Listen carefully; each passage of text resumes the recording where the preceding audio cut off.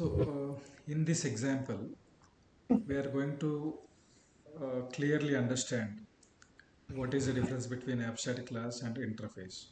In the previous class also we discussed about this, but once again we will see what is a clear difference between abstract class and interface.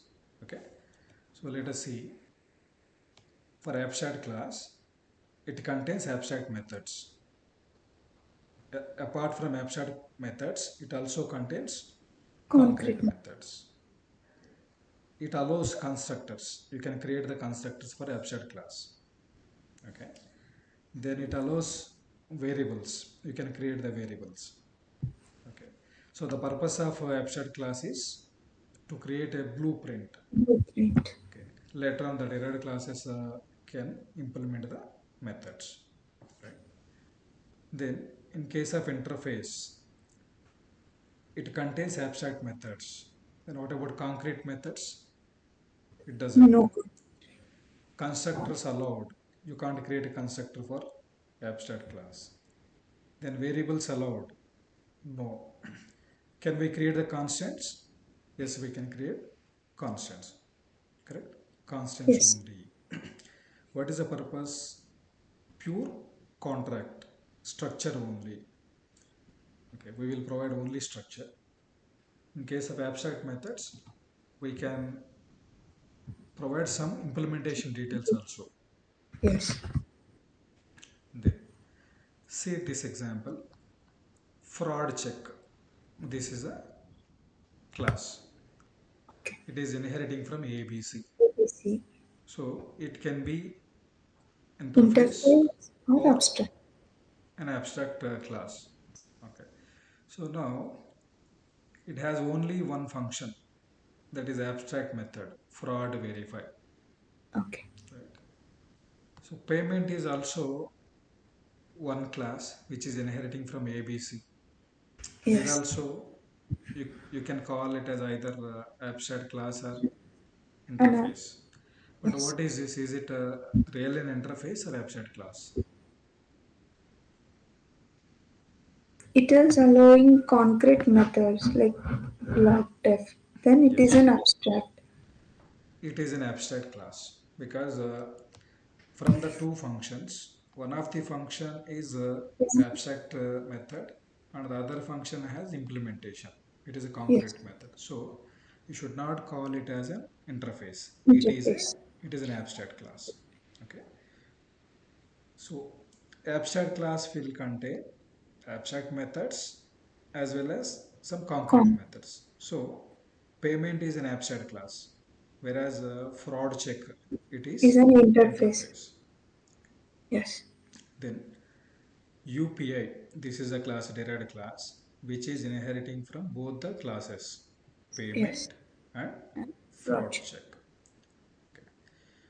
So whenever you are inheriting from abstract class or interface, in the derived class you should provide the implementation for all the methods.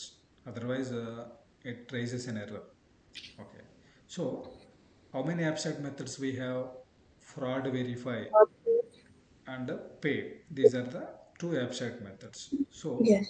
you should provide the implementation details for both the methods. Otherwise, it won't allow you to proceed further. It raises an error. Okay. So Okay. that is the reason why for pay and fraud verify, I have provided the implementation details. Okay. Right. Then I have created an object for UPI. Now you know how many total functions we have in UPI after inheritance. Two or three. How many functions you will get? Where actually? Like in Inside UPI. UPI.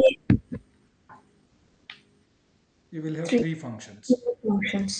Fraud verify, log Log and and pay. pay. All three Yes. methods will be available in UPI.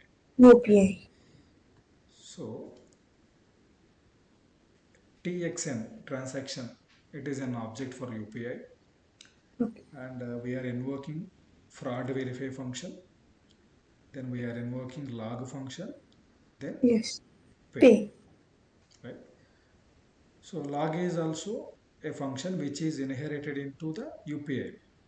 Correct. Originally it is from Payment. payment. Yeah. So now let me run this. We will get UPI fraud check. This is the statement from Verified. Fraud verified. fraud verify. Yes. Then logging Trans. transaction. This is from log Log. function. Then pay Pay. of 8,000. This is, it will execute pay function. Payment. So you will get UPI payment of 8,000. Okay. So these are the simple examples to understand what is abstract method, what is abstract class, what is concrete method, what is an interface, how to create objects for the classes which are inheriting the interfaces and abstract methods. Okay, then what are the definitions and what are the differences? All these things we have covered in these examples. Correct. Yes.